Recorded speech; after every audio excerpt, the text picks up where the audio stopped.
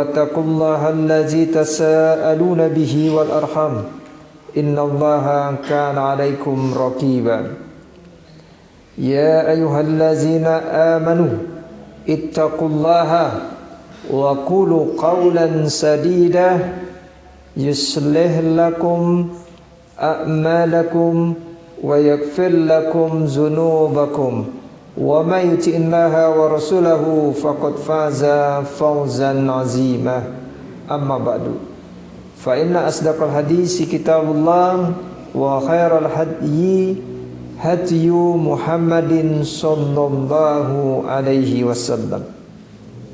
Bapak Ibu yang dimuliakan Allah Subhanahu wa taala, kita lanjutkan kembali kajian Islam terstruktur kita.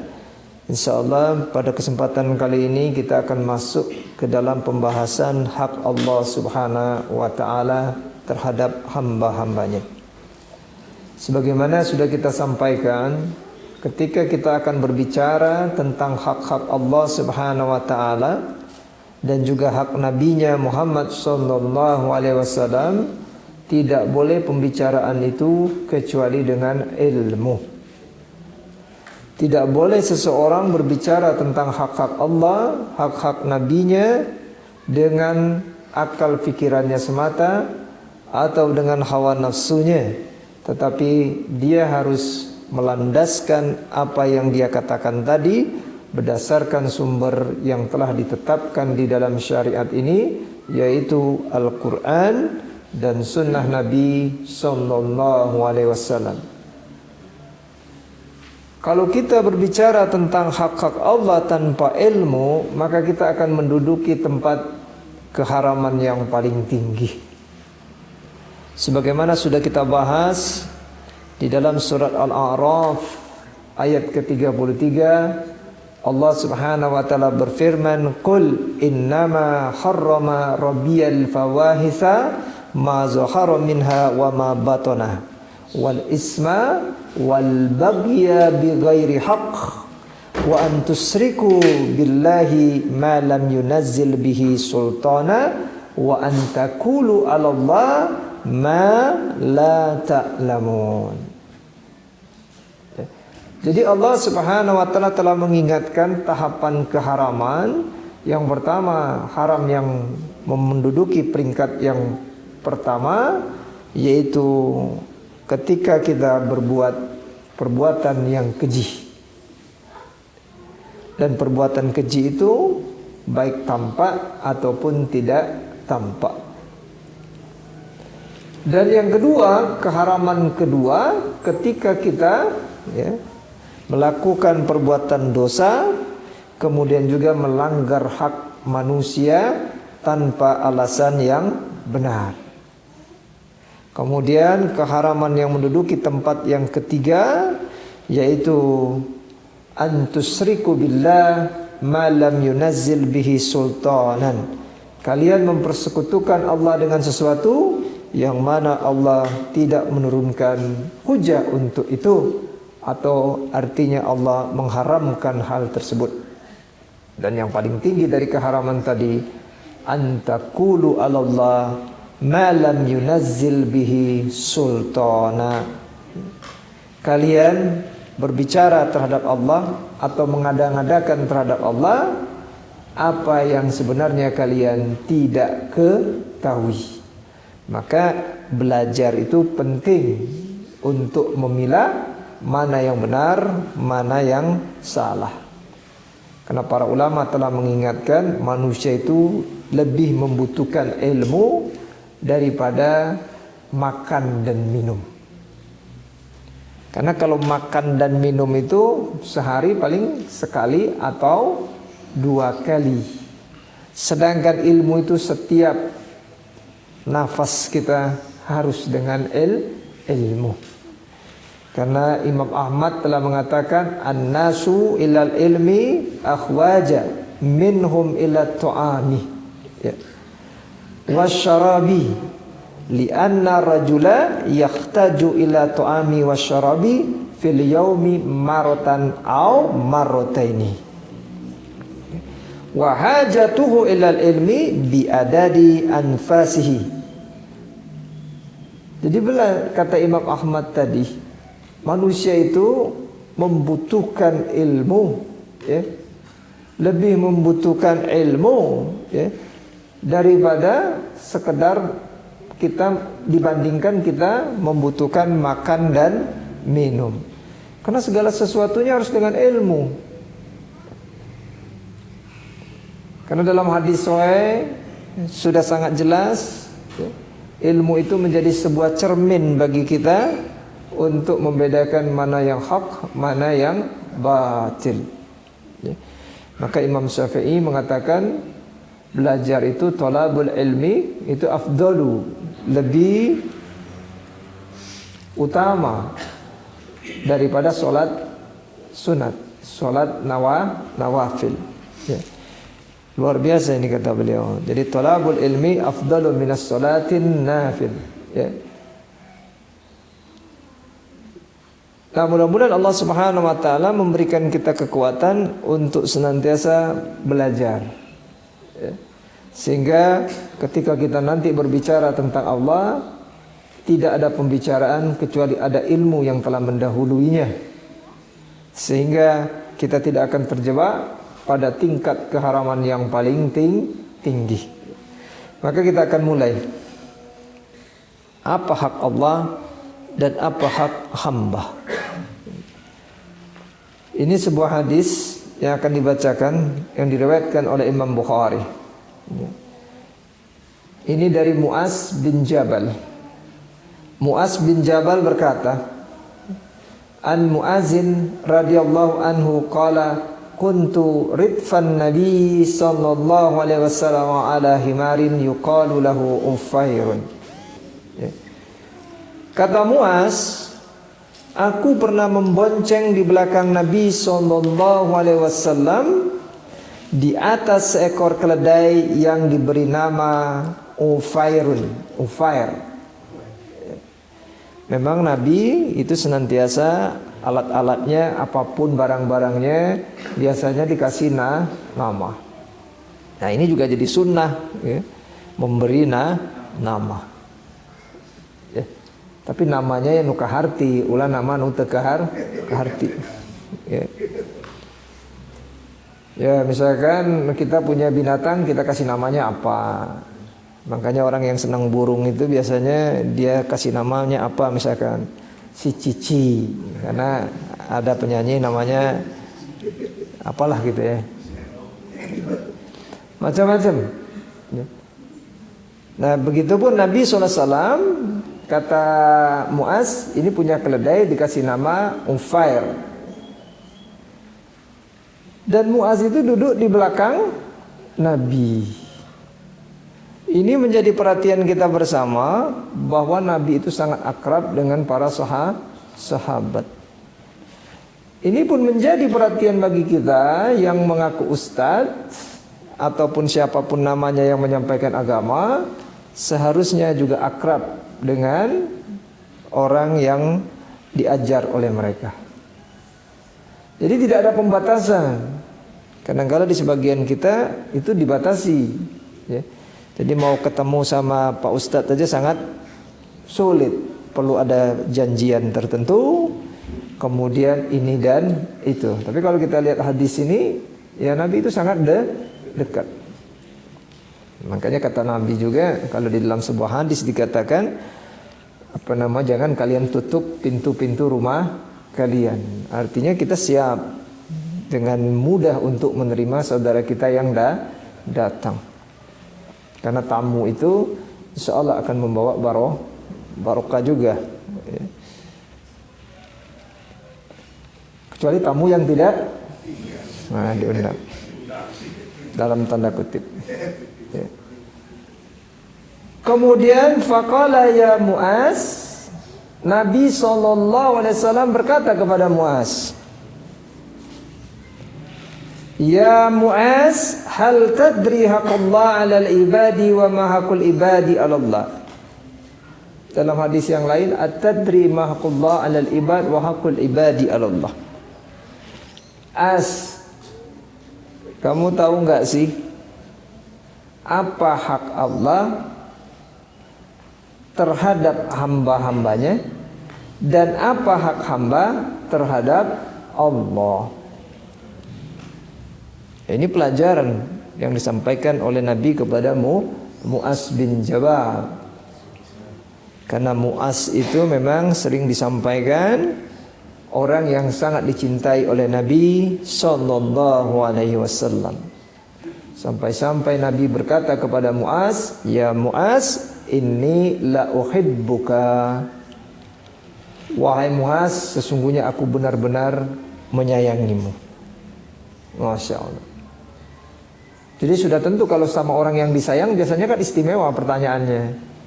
Istimewa nasihatnya. Nah, Nabi bertanya kepada Mu'az, tahu nggak kamu Mu'az, apa hak Allah terhadap hamba dan apa hak hamba terhadap Allah?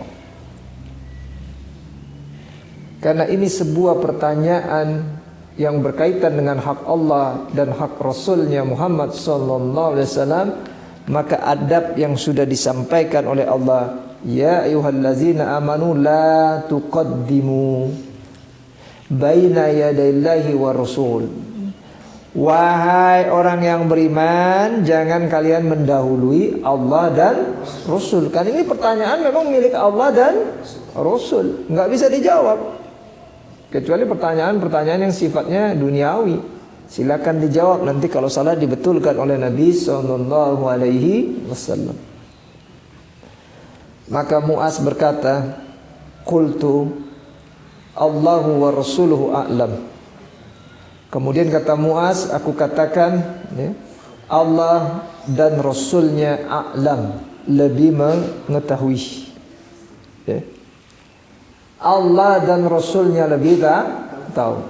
Dan ini juga menjadi adab di dalam syariat kita, tidak memberikan jawaban apapun yang berkaitan dengan urusan agama kecuali ada ilmunya. Maka sudah disampaikan pada pertemuan yang lalu, kalau tidak mampu menjawab yang benar, lebih baik mengatakan aku tidak tahu, la adri. Ini adab. Kenapa? Kalau enggak, Anda akan terjebak pada keharaman yang paling tinggi, yaitu berkata terhadap syariat ini tanpa ilmu. Makanya perkataan boleh saja, enggak apa-apa, apa masalahnya, itu sebaiknya ditahan, jangan dikeluarkan. Lebih baik diam daripada berkomentar tentang syariat tanpa ilmu. Ya. Kemudian Nabi SAW bersabda, qala, dijawab oleh Nabi, fa inna haqqallahi 'alal ibadi ay ya'buduhu wa la yusyriku bihi syai'an wa haqqal ibadi 'ala Allah an la yu'azziba man la yusyriku bihi syai'an. Kemudian Nabi memberikan penjelasan kepada Mu'az bin Jabal tadi. Artinya kalau hanya diberikan kepada Mu'az, bukan berarti untuk Mu'az. Ya. Anda jangan pernah berkata, "Da eta mah hadis keur Mu'az, sanes keur urang." Nah, kita ini umat siapa tuh? Ya. Kan disambungkan. Ya, di dalam Al-Quran, di dalam surat Yusuf dijelaskan oleh Allah Subhanahu wa ta'ala kepada Nabi kita, agar Nabi kita mengatakan, Qul hazihi sabili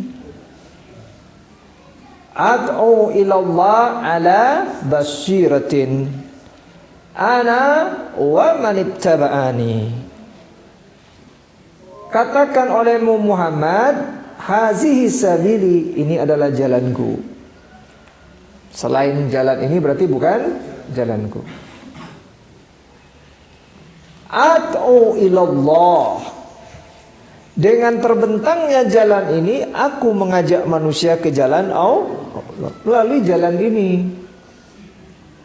Makanya kata para ulama, semua jalan yang menuju surga ditutup kecuali jalan ini yang terbuka. Dengan apa mengajaknya kepada jalan Allah?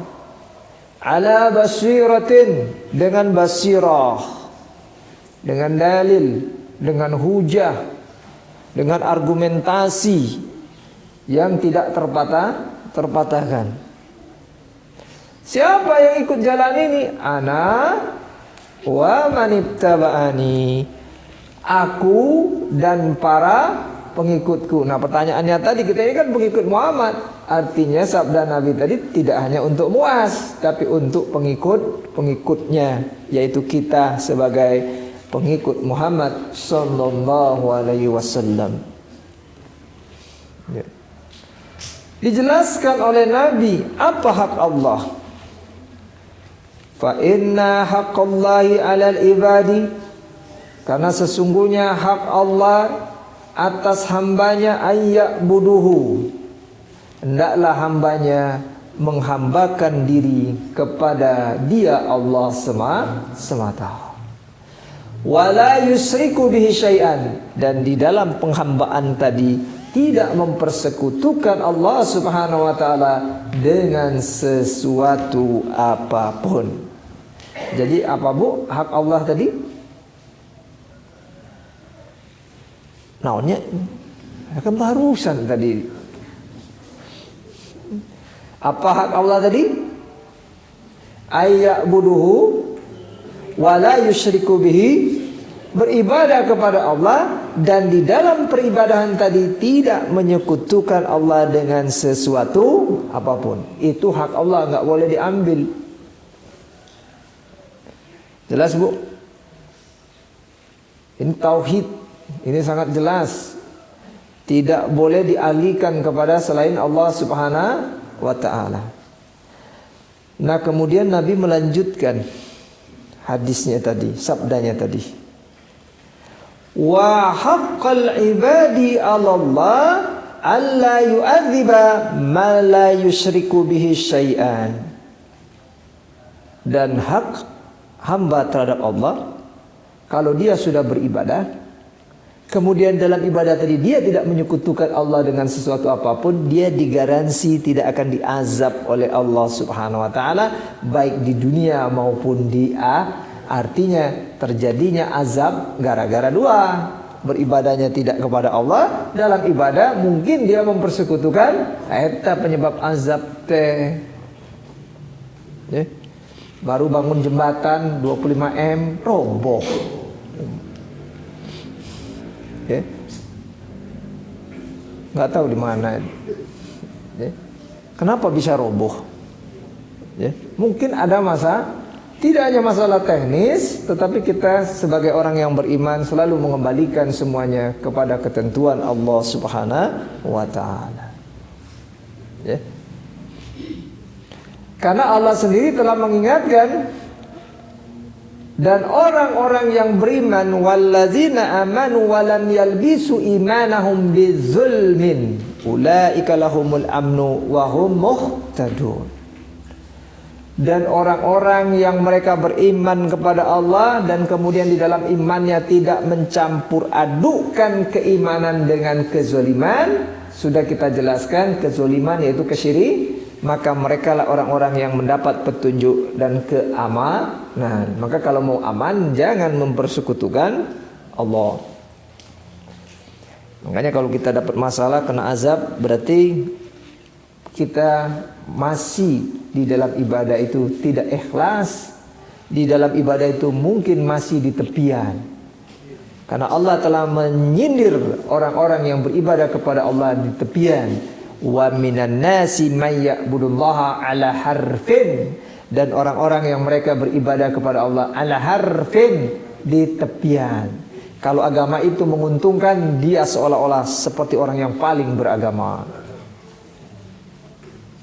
Tetapi kalau agama itu membuat dagangnya tidak laku, nggak ada lagi yang beli kelapa misalkan, maka dia mogok ibadahnya kepada Allah Subhanahu wa ta'ala. Ta ieu jelema ala harfin.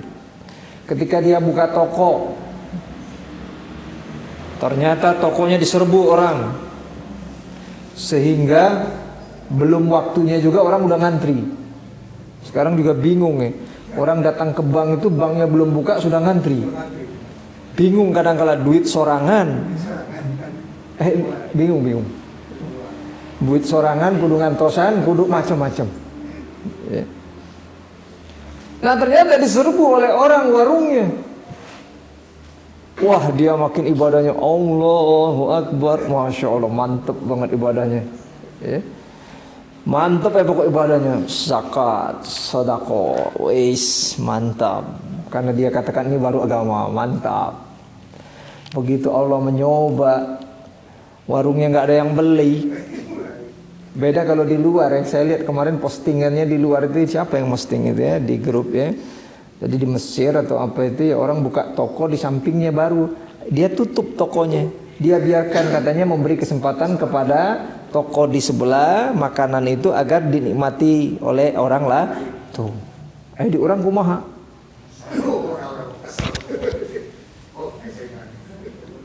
Tiba-tiba ya tukang kelapa di sisi tukang kelapa baru kumaha nu lama. Langsung cari intrik biasanya kan. Kade tong makan kelapa eta. Tete kelapa nate geus dicampur. Campur naon maksudnya? Nah itu orang-orang beribadah di tepi.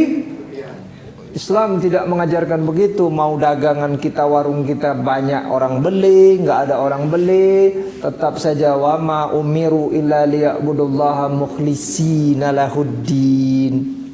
Ya. Apapun terjadi pada diri kita tidak ada sangkut pautnya dengan kekhusukan ibadah kita. Karena kata para ulama, kendaraan di dunia ini ada dua. Kalau kamu diberi kaya, itu kendaraan kamu. Kalau kamu diberi miskin, itu juga kendaraan kamu. Tetapi ketika kamu diberi kekayaan, maka kendaraan kamu yaitu dengan banyak bersyukur kepada Allah Subhanahu wa taala. Itu juga kendaraan. Tapi kalau kamu diberi kemiskinan, itu juga kendaraan kamu untuk menuju Allah. Tapi hendaklah kamu bersabar. Kalau ibu dikasih pilihan mau kaya mau miskin.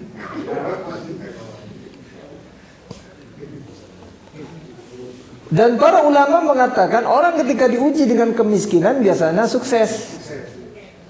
Tapi banyak yang gagal ketika diberi ujian kekayaan. Benar tidak Bu? Ibu kalau nggak punya duit, kumaha? Biasa wae kan? Tapi kalau punya duit, ada setengah opat pasar kaget. Astaga. Makanya banyak orang gagal ketika diberi kekayaan. Sehingga kita tidak bisa ngelola keuangan kita. Naon wae dipeser. Yang enggak ada manfaatnya juga dibeli. Begitu kita keluar rumah tiba-tiba melihat itu ada yang dagang apa? Misalkan ada yang dagang apa namanya itu kasur. Padahal di imang geus loba kasur dibeli. Kita tanyakan sama tukang dagang, "Pak, ini kapuk mun, ieu teh kapuk asli." Pas kasoek dibuka maju nungkul jeroanna teh. Kain sebitan biasanya dagangnya maghrib untuk apa namanya itu simpati. Jadi untuk membuat orang tadi merasa iba, kasihan. Aya nu gitu? Oh, sering nih. Maka tidak ada seperti tadi kata para ulama, kita ibadah mau kita lagi sempit, mau kita lagi luang, tetap saja kita beribadah mengikhlaskan hanya kepada Allah Subhanahu wa taala. Nah, maka kita kembali ke hadis Mu'az tadi.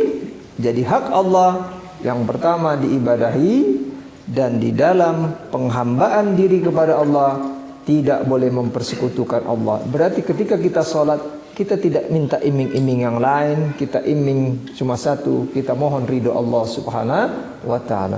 Kita tidak sholat misalkan kita iming-imingi dulu, ya Allah, kalau aku sholat ini nanti aku mau kalau tidak ada kalau. Tidak ada urusan dunia. Makanya kalau orang berhaji biasanya kita minta titip doa kan. Tolonglah doa di tempat-tempat yang mustajabah itu. tolong doakan kebun saya, anak saya, tapi jarang minta didoakan ibadah kita lebih bagus, akhirat kita lebih bener tuh. Bang doakannya, iya, mbak kerhamil, ngara sukses. Padahal kita mohon doa, semoga saya juga diundang oleh Allah Subhanahu Wa Taala, semoga ditingkatkan ibadah saya, diberi kemudahan. Makanya doa yang diajarkan Rabbana atina fid dunya hasanah. Mari kita lanjutkan kajian kita. Apa hak Allah?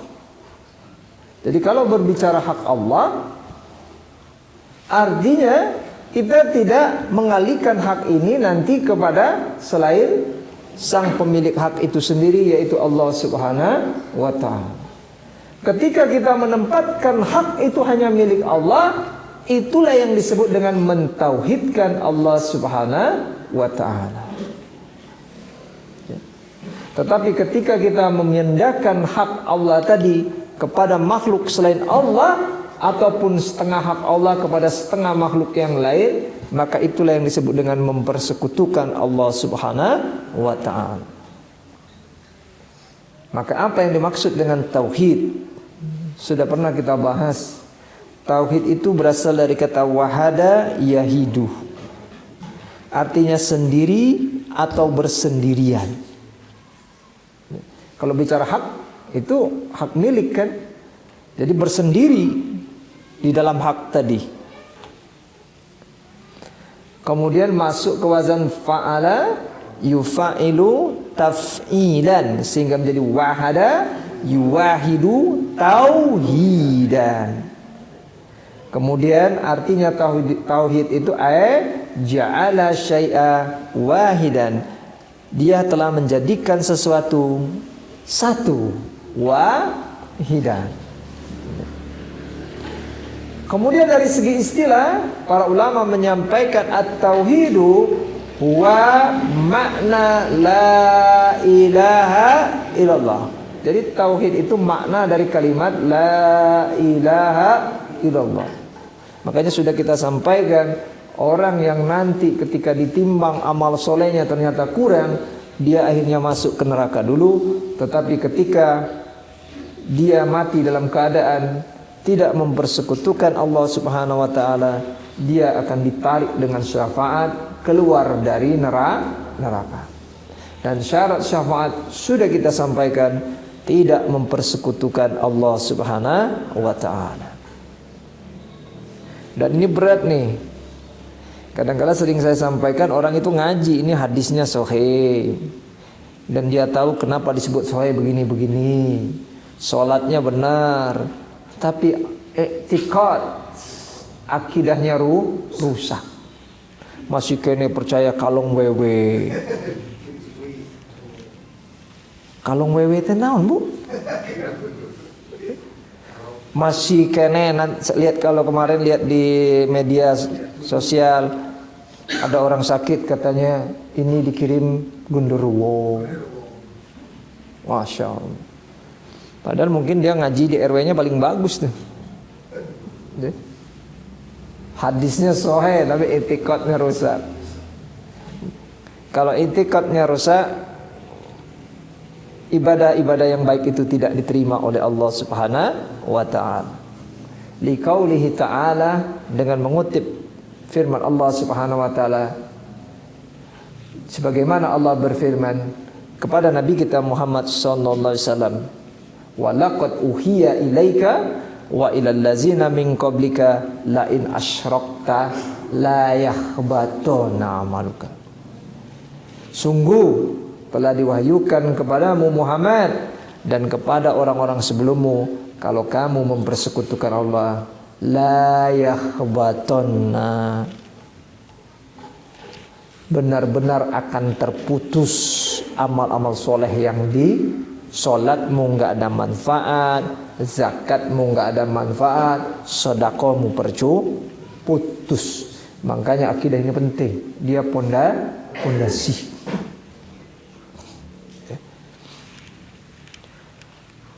Wa huwa ifradullahi bil ibadati. Jadi tauhid itu kata para ulama yaitu menunggalkan Allah di dalam ibadah. Apa Bu? Meninggalkan ibadah. Meninggalkan ibadah kumaha ngalamun ya mah. Memanunggalkan Allah di dalam ibadah. Makanya kita diajarkan salah satu di dalam doa iftitah itu apa? Qul innas sholati wa nusuki wa ma yahya wa mamati lillahi rabbil alamin. Itu memanunggalkan. Katakan oleh Muhammad, innas sholati, sesungguhnya salatku, wa nusuki, nusukku ibadahku, wa ma yahya, hidupku, wa ma mati, matiku, hanya untuk Allah semata. Ini totalitas. Tetapi kenyataannya tidak sesuai dengan apa yang dia ucapkan. Akhirnya dia akan mengundang murka Allah Subhanahu wa taala karena dia termasuk orang munafik. Makanya doa iftitah seperti itu sangat berat sebenarnya. Tiap hari coba. Inna sholati wa nusuki wa ma yahya wa ma mati lillahi rabbil alamin. Allahu akbar, Allahu akbar. Hari-hari kene ngurus kalapa misalkan. Ya. Makanya cari doa iftitah yang lebih enteng gitu kan. Oh, ini berat doa iftitah model gitu mah. Nanti terjebak dalam firman Allah yang lain, kabura maqtan indallahi an taqulu ma la taf'alun. Sungguh besar kebencian di sisi Allah kamu mengatakan apa yang tidak kamu kerjakan. Mati karena Allah. Tapi lewat tebing emen micen loh. Berarti dia takut mati kalau melanggar ketentuan di tebing. Masya Allah. Dan tak pas itu doa iftitahnya. Ya. Maaf Bu, masih banyak ibu-ibu juga yang seperti itu. Ya. Mau aduh. Jadi kadang-kala suaminya juga kesel dibangunin terus. Pak, ayah naon Pak? Ayah krek gitu. Naon krek bae krek ge. Udah cek bapaknya langsung keluar. Dilihat di luar rumah, oh ternyata si pohon nempel di talang cai misalkan, ngegeser ku angin krek gitu. Ya udah tidur lagi, baru juga enak lagi ngorok. Pak. Bangun si bapak aya naon mah? Eta teh bunyi naon teh? Wik. Stop. Aya nu gitu, Bu? Aya? Inna sholati wa nus astagfirullah. Teu apal anu diaos teh naon. Kalau udah mengatakan inna sholati wa nusuki itu totalitas. Ya. Naik bus, suka naik bus Bu? Ya. Naik bus, apalagi bus-bus yang suka ngebut. Salah satunya bus yang ngebut itu yang pernah saya naik, Keramat Jati. Sudah Keramat Jati lagi. Saya duduk di depan awal-awalnya dulu waktu masih SMA mau ke Jogja. Duduk baca saja doa naik kendaraan. Hanya di mulut tapi gitu terus. Berarti kesimpulannya akidahnya masih. Ibu kalau mau cepat ke Bandung naik elep ya. Berani naik elep? Aduh, naik elep mah kudu akidahna alus ya.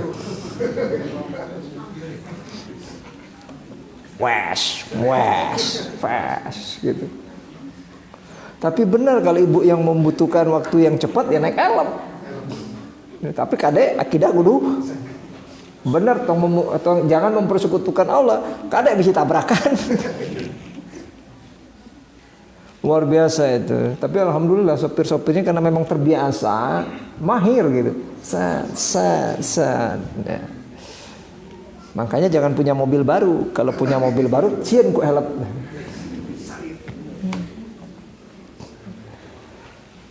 Bi annahu la ahada yastahiqqul ibada ilallah. Karena sesungguhnya tidak ada seorang pun yang berhak diibadahi kecuali Allah. Maka sekali lagi, yang disebut dengan tauhid memanunggalkan Allah di dalam ibadah. Apa Bu? Alhamdulillah sudah hafal. Boleh pulang Ustaz. Nah maksudnya udah hafal balik aja gitu. Karena Allah Subhanahu wa taala berfirman, "Wa ma khalaqtul jinna wal insa illa liya'buduni." Dan aku tidak menciptakan jin dan manusia melainkan supaya mereka menyembah kepadaku semata. Artinya ketika di dalam penyembahan tadi kata Allah, tidak boleh mempersekutukan Allah Subhanahu wa taala, karena aku ciptakan untuk beribadah hanya kepadaku. Di dalam tafsir dikatakan innama khalaqtuhum la amaruhum bil ibadati la li ikhtiyaji ilaihim. Sesungguhnya aku menciptakan mereka agar aku memerintahkan mereka untuk menyembahku semata, bukan karena aku membutuhkan mereka. Sekali lagi, Allah tidak butuh dengan Sekali lagi, Allah tidak butuh dengan. Kalau begitu siapa yang butuh? Kau butuh tapi gawe embung. Ibadatnya gawe dalam tanda kutip. Makanya dalam hadis sahih dikatakan, "Hei hambaku, luangkan waktu untuk beribadah kepadaku, maka aku akan penuhi kebutuhan hidup kalian. Rezeki kalian aku jamin, karena kalian sudah beribadah." Makanya sekarang ini kita repot karena kita jauh dari penghambaan diri kepada Allah Subhanahu wa taala. Akhirnya Allah tanamkan ketakutan, keraguan dalam diri kita terus. Takut nggak makan, sehingga keluar dari mulut kita bujang-bujang kabatur sadidinten kehe. Itu jawaban. Permasalahan nangan hiji, jauh dari ibadah kepada Allah, sehingga hatinya tidak tenang. Maka orang yang jauh dari Allah, mukanya seringkali berkerut, cemenut, apalagi tiap ketemu teh kerung. Kalau ada orang datang langsung curiga, jangan-jangan Tapi kalau orang beribadah mengikhlaskan hanya kepada Allah, insya Allah tenang. Karena Allah berfirman, "Ala bizikrillahi tatma'innul qulub." Hanya dengan mengingat Allah hati akan menjadi tenang. Tapi susah ya. Kadang-kadang diucapkannya gampang, tapi kalau kenyataannya datang masalahnya kepada kita, kumaha ambek-ambekan. Dan ini sesuai dengan hadis Nabi SAW. Perhatikan hadis ini. Hadis yang diriwayatkan oleh Imam Ahmad untuk menjelaskan tafsir yang disampaikan oleh para ulama. Sesungguhnya Allah menciptakan kita dengan tidak membutuhkan kita. Nggak butuh Allah sama kita ini, nggak butuh. Mau kamu soleh, mau kamu jadi penjahat, Allah nggak butuh. Yang butuh saya. Kalau kamu soleh, aku masukkan ke sorga. Kalau kamu nggak beres, aku asupkan. Masa gitu tinggal milih sendiri. Kalau dikasih pilihan, ibu mau menjadi soleha atau mau menjadi orang yang jauh dari ketaatan kepada Allah. Ibu mau jadi soleha, saya mah dari lahir juga sudah soleha, Ustaz. Naon maksudnya? Ngaran nungkul soleha, Siti soleha. Tapi lekbong Siti. Aduh, Siti soleha lekbong kumaha. Innallaha tabaraka wa ta'ala yaqulu ya ibadi kullukum musnibun illa man afaitu fastaghfiruni aghfir lakum wa man alima minkum anni zu qutratin alal maghfirati fastaghfarani bi qudrati ghafartu lahu wala ubali. Perhatikan hadis ini. Sesungguhnya Allah berfirman. Bu, kalau Allah berfirman artinya hadis ini hadis apa? Hadis qudsi. Hadis apa, Bu? Kursi. Maaf, hadis kursi. Qudsi. Jadi hadis itu kalau disandarkan kepada Nabi dari awal itu namanya hadis marfu. Kalau hadis marfu tadi disandarkan kepada Allah di dalam matannya tadi, maka dia disebutnya hadis qudsi. Dan setiap hadis ada yang sahih, ada yang hasan, ada yang dhaif. Maka hadis qudsi pun ada yang dhaif. Oh ya, mau hadis qudsi kabeh sahih lah, namanya juga hadis. Karena setiap hadis yang ditempatkan di dalam kitab Sunan, dia memenuhi 3 kriteria, ada sahih, ada hasan, ada dhaif. Makanya keniscayaan untuk memilahnya. Bagaimana caranya? Seperti tadi kata Imam Ahmad, ya belajar.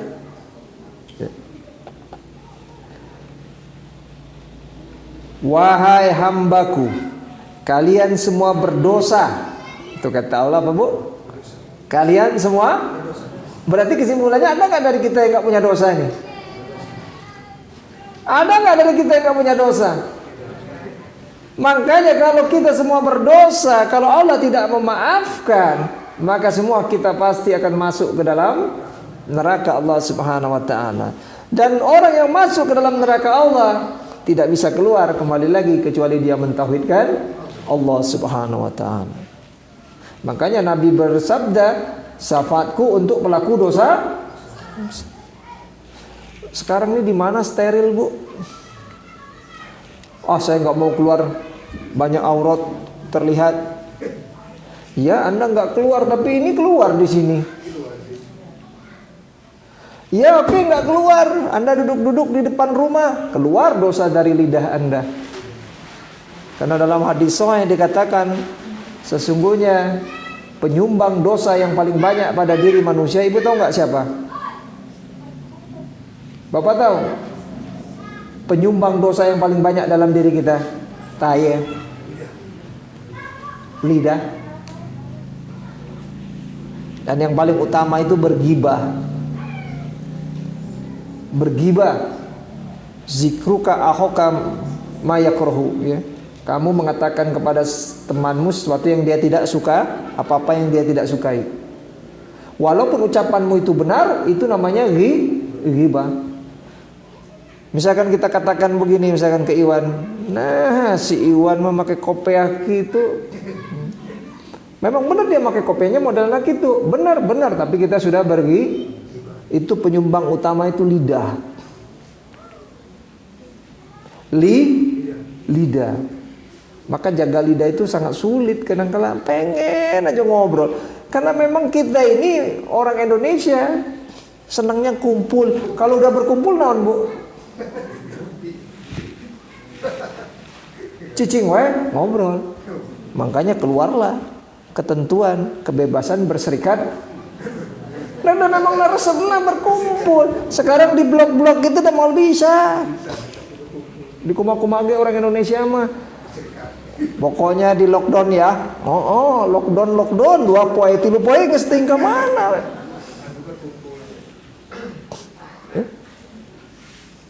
Udah orang Indonesia itu kan makanya founding fathernya bikin aturan pokoknya kebebasan berserikat berkumpul. Dan memang kita ini senang berkumpul. Ibu mungkin tahan nggak makan minum, tapi nggak tahan untuk tidak berkumpul.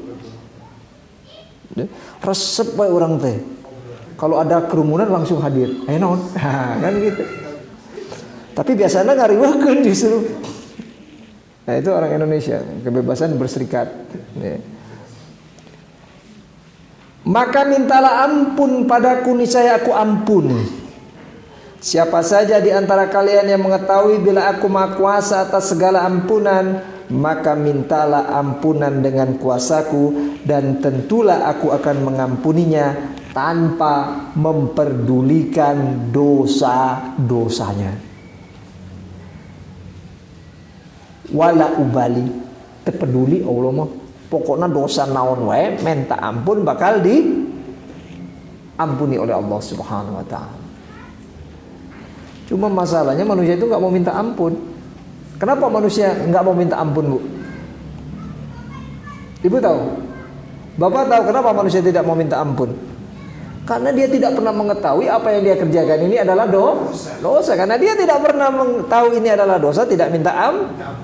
Makanya nanti orang yang menambah-nambah ajaran agama itu, mereka tidak pernah minta ampun karena mereka merasa tidak berdosa.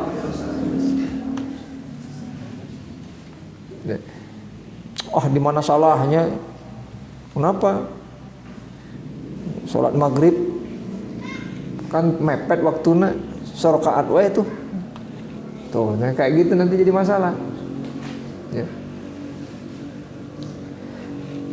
Wa kullukum dhalun illa man hadaitu fasalunil huda ahdikum wa kullukum fakirun illa man aqnaitu fasaluni arzukum.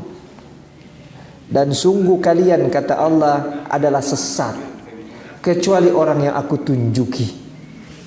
Kabeh maraneh kecuali yang aku tunjuki.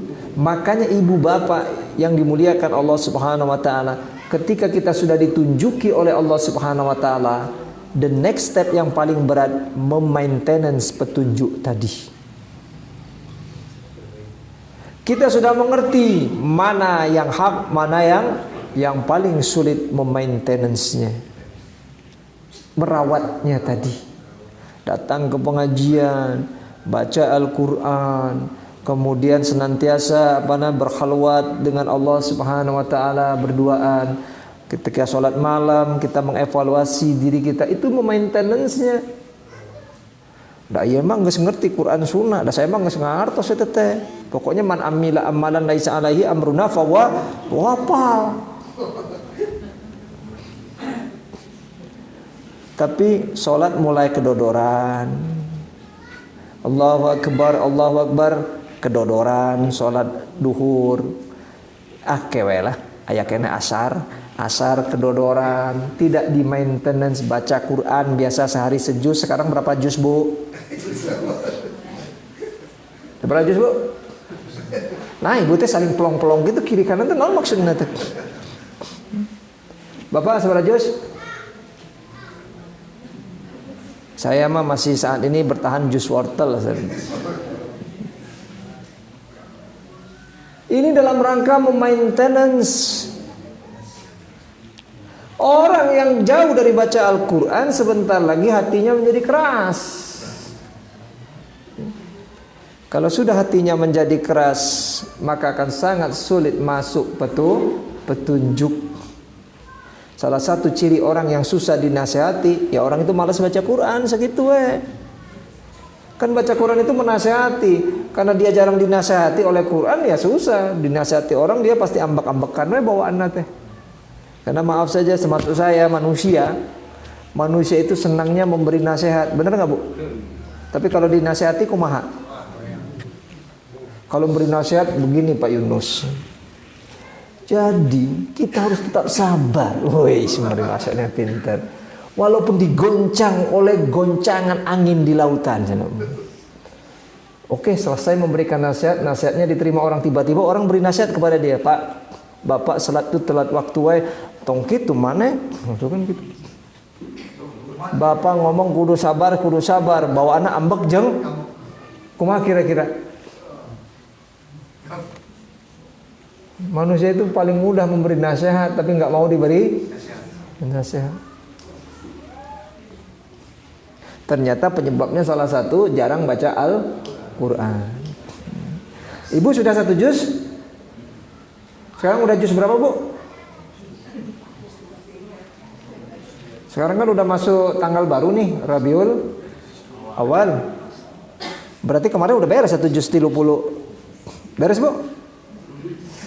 Saya mah beres, Ustaz, beres denger kaset saya mau kaset doi. Saya, Ustaz, tiap hari saya dengarkan. Sebelum tidur, saya mendengarkan apa maksudnya Ibu ini? Jadi kalau mau tidur guru dengarkan Al-Quran. Jadi saya kalau dengar Al-Quran saya tertidur lelap. Astagfirullahalazim. Ya. Jadi sebenarnya ini salah maknanya. Al-Quran itu kan sebagai nasihat untuk kita. Nah kalau kita tidur, apa yang mau diberi nasihat? Nasihat.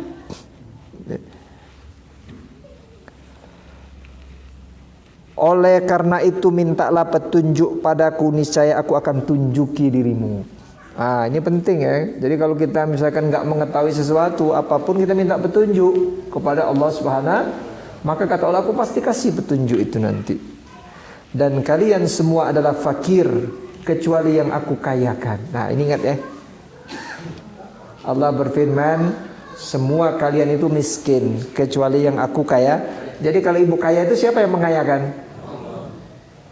Bukan karena kemampuan ibu, bukan karena kepintaran bapak, karena aku yang mengayakan dia, kata Allah. Maka oleh karena itu mintalah padaku, niscaya aku beri ia rezeki. Maka kita sering berdoa dengan doa zikir sore atau zikir pagi. Apa? Kita minta, Allahumma inni as'aluka ilman nafi'an wa rizqan thayyiban. Ibu suka doa? Saya tidak perlu doa lagi, rezeki saya sudah banyak. Sombong kali ibu ini. Rezeki itu tidak hanya berupa harta. Kesehatan itu berupa, Masya Allah ibu, bapak. Kalau bapak ibu diberi kesehatan, Masya Allah, ibu mendapat rezeki yang sangat-sangat luar biasa. Apalah artinya dunia ini kalau badan ibu sakit. Sakit gigi, makan karena mungkin terlalu kencang ngegigitnya, karena gara-gara pempek tapi versinya karet. Diurangkan pempeknya pempek karet gitu kan. Gigitnya harus kan, begitu digigit kencang diadu gigi petak. Aduh ya Allah, patah, tinggal sebelah. Enak makan? Baru makan jedut. Masya Allah, nikmat sehat sangat luar biasa. Itu rezeki. Makanya kalau minta rezeki itu jangan hanya berupa harta, mintalah kesehatan. Makanya dalam zikir pagi sore apa bu doanya? Allahumma afini fi badani, Allahumma afini fi sam'i, Allahumma afini fi basari, la ilaha illa anta, Allahumma inni auzubika minal kufri wal fakri wa auzubika min azabil qabri. La ilaha itu dawamkan, tidak hanya pagi sore, setiap sholat minta Allahumma afini fi badani, ya Allah berikan kesehatan pada badanku. Makanya ibu-ibu yang suka usaha jangan langsung ya Allah minta aku rezeki. Iyalah sehat adalah awak teh. Kalau badan sehat gampang berusaha.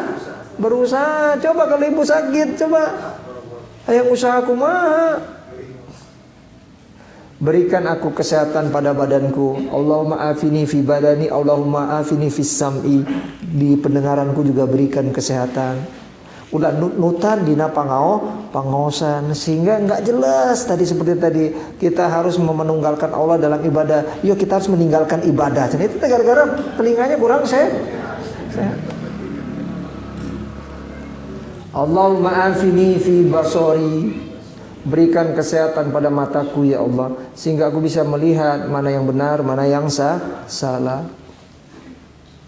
La ilaha illa anta, tiada ilah yang berhak diibadahi kecuali Engkau ya Allah. Nah, anehnya setelah itu dijelaskan dengan gamblang oleh Nabi, Allahumma inni auzubika minal kufri wal fakri. Ya Allah, aku berlindung kepadamu dari kekufuran. Kadangkala orang itu kufur nikmat, diberikan kesehatan badan tidak dipakai ibadah, diberikan kesehatan telinga jauh dari ibadah, diberi kesehatan mata kufur nikmat. Nah kalau setelah itu Allahumma inni auzubika minal fakri, maka kalau badan kurang sehat biasanya cenderungnya nanti repot, susah usaha. Maka doa itu bu ya, apal bu doanya? Gampang, bisa lihat di YouTube Ustaz. Astagfirullahaladzim. Hafal bu? Doa pagi sore, zikir pagi sore sok didawamkeun. Alhamdulillah. Itu harus, kata Ibnu Qayyim, salah satu penyebab rezeki seret kurang zikir pagi sore. Karena ternyata di dalam zikir itu tadi Allahumma inni a'udzubika minal kufri wal fakri. Ibu tadi sudah pagi-pagi tadi zikir sore? Kan masih bisa Ustaz, waktunya kan sebelum, aduh telat deh ya tuh zikir pagi sore kayak sebelum jam 12. Bu beres sholat subuh sebentar, pindah tempat ataupun di situ, tapi tunggu dulu setelah zikir subuh itu selesai, kasih waktu dulu ya. Kemudian kita mulai zikir pagi ya. Baca Pak, zikir pagi itu penting. Karena di dalam zikir itu ada salah satu bismillahirrahmanirrahim la yaduru ma'asmi syai'un fil ardi wala fis sama wa huwas samiul alim. Aku berlindung dengan nama Allah ya, la yaduru. Artinya apa? Tidak akan ada yang bisa memudaratkan di antara langit dan bu.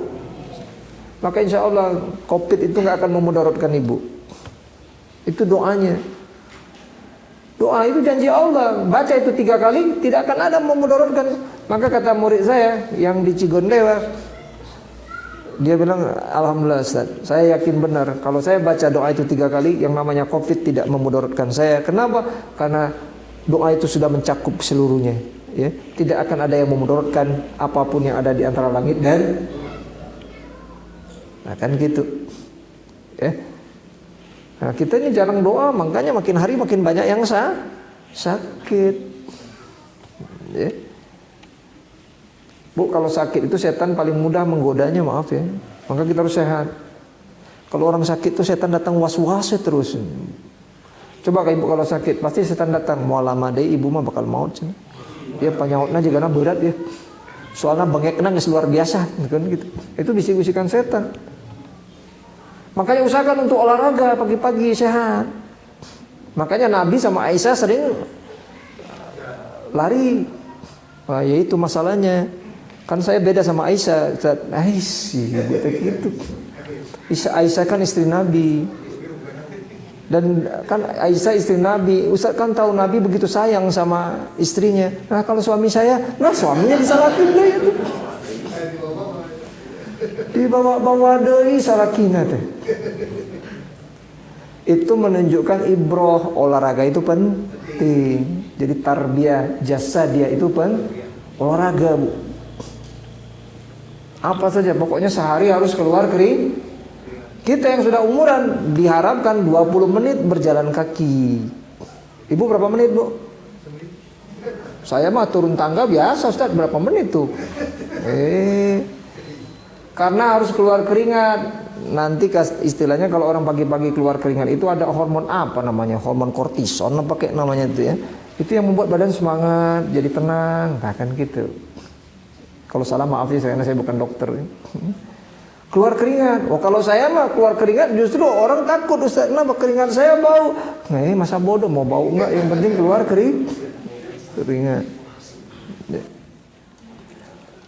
Makanya sering saya sampaikan 2 hal yang sulit dikerjakan orang sekarang. Yang pertama olahraga, yang kedua ngaji.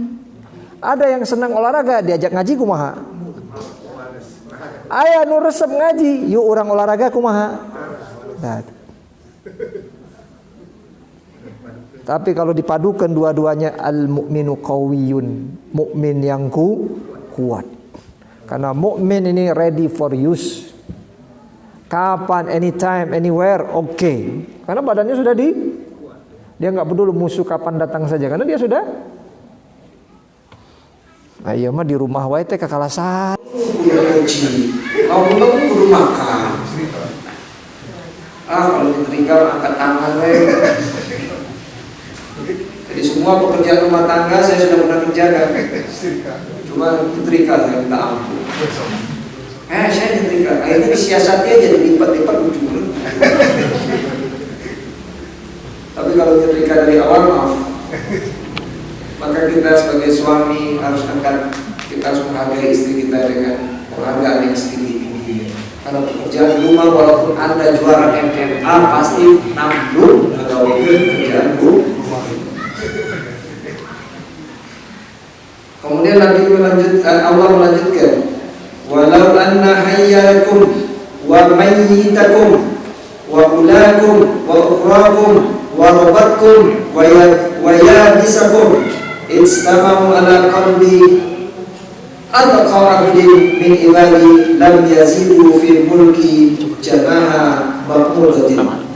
Sekiranya orang yang masih hidup, orang yang sudah mati dari kalian, yang pertama dicinta atau yang terakhir, yang kering atau yang basah, seluruhnya bertakwa seperti orang yang paling bertakwa di antaramu, maka kata Allah, tidak akan menambah kekuasaanku sedikit pun walaupun sebesar sayapnya kamu.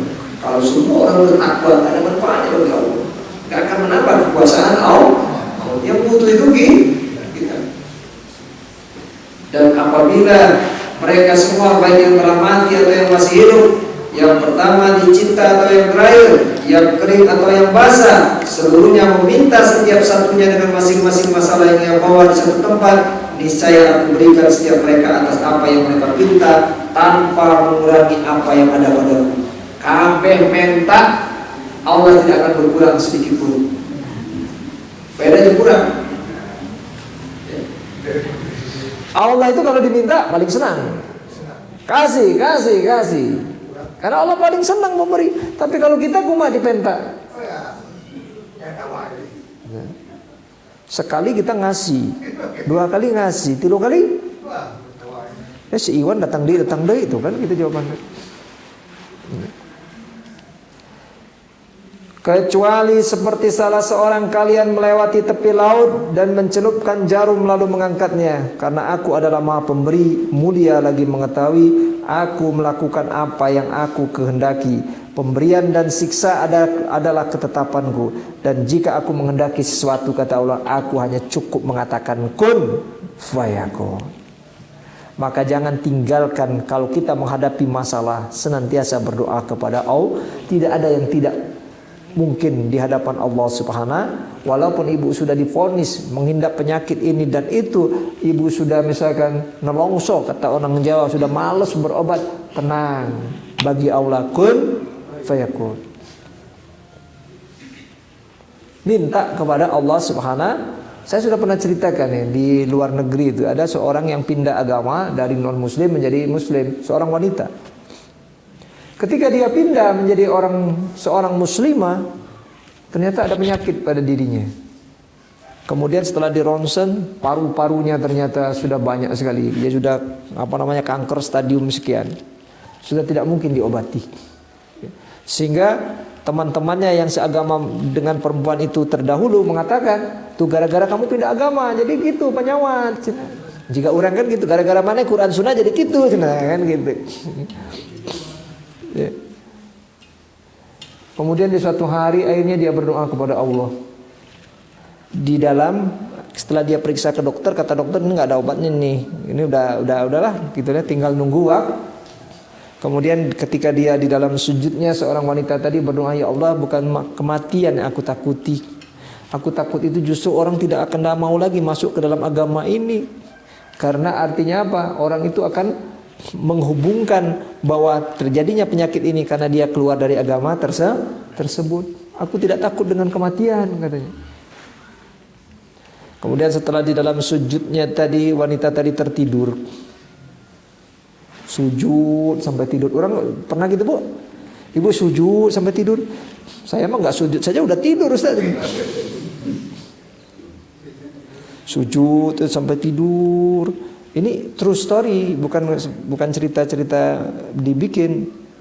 Kemudian setelah bangun dia merasakan kesehatan yang sangat luar biasa. Kemudian dia datang lagi ke dokter paru-paru tadi di rongsen, bingung dokter nanti. Ya teh ibu nu kamari ka dieu. Sumohon namanya kok mah nggak mungkin ini paru-parunya baru katanya. Masya Allah. Bagi Allah tidak ada yang tidak. Maka perbanyaklah doa. Ibu usaha lagi seret, perbanyak doa. Kita yang lagi punya masalah perbanyak. Bagi Allah itu sangat mudah. Karena dalam hadis ini dikatakan oleh Ahmad, iza aradtu syai'an fa inna ma aqulu lahu kun fayakun. Dan jika aku menghendaki sesuatu, maka aku cukup mengatakan jadi, maka dia akan jadi. Wanita tadi diganti paru-parunya oleh Allah Subhanahu wa taala. Masya Allah. Luar biasa itu. Diperiksa, paru-paru teh baru geuning. Ai urang nabuk. Pak, kata ibu ke bapak ke ustaz, nah orang geus ngadua teh dikabul-kabulkan. Mohon dah bapak mah ngadua tapi syirik jalan teh terus. Ngadua salat enggak bisa, ngedoa itu penuhi dulu hak-hak Allah Subhanahu wa taala. Ya. Nah, jadi kembali lagi ketika firman Allah, "Wa ma khalaqtul jinna", Allah itu kalau diminta paling senang. Kasih. Karena Allah paling senang memberi. Tapi kalau kita kumaha dipenta? Sekali kita ngasih, 2 kali ngasih, 3 kali. Si Iwan datang deui itu kan gitu jawabannya. Kecuali seperti salah seorang kalian melewati tepi laut dan mencelupkan jarum lalu mengangkatnya, karena aku adalah Maha Pemberi, mulia lagi mengetahui. Aku melakukan apa yang aku kehendaki. Pemberian dan siksa adalah ketetapanku. Dan jika aku menghendaki sesuatu, kata Allah, aku hanya cukup mengatakan kun fayakun. Maka jangan tinggalkan kalau kita menghadapi masalah, senantiasa berdoa kepada Allah. Tidak ada yang tidak mungkin di hadapan Allah Subhanahu. Walaupun ibu sudah divonis menghindar penyakit ini dan itu, ibu sudah misalkan nelongso, kata orang Jawa, sudah males berobat, tenang, bagi Allah kun fayakun. Minta kepada Allah Subhanahu. Saya sudah pernah ceritakan ya, di luar negeri itu ada seorang yang pindah agama dari non muslim menjadi muslim, seorang wanita. Ketika dia pindah menjadi seorang muslimah, ternyata ada penyakit pada dirinya. Kemudian setelah di ronsen, paru-parunya ternyata sudah banyak sekali. Dia sudah kanker stadium sekian. Sudah tidak mungkin diobati. Sehingga teman-temannya yang seagama dengan perempuan itu terdahulu mengatakan, tuh gara-gara kamu pindah agama, jadi gitu penyawat. Jika orang kan gitu, gara-gara mana Quran Sunnah jadi gitu, kan gitu. Kemudian di suatu hari akhirnya dia berdoa kepada Allah. Di dalam, setelah dia periksa ke dokter, kata dokter ini nggak ada obatnya nih. Ini udahlah gitu ya, tinggal nunggu waktu. Kemudian ketika dia di dalam sujudnya, seorang wanita tadi berdoa, ya Allah, bukan kematian yang aku takut.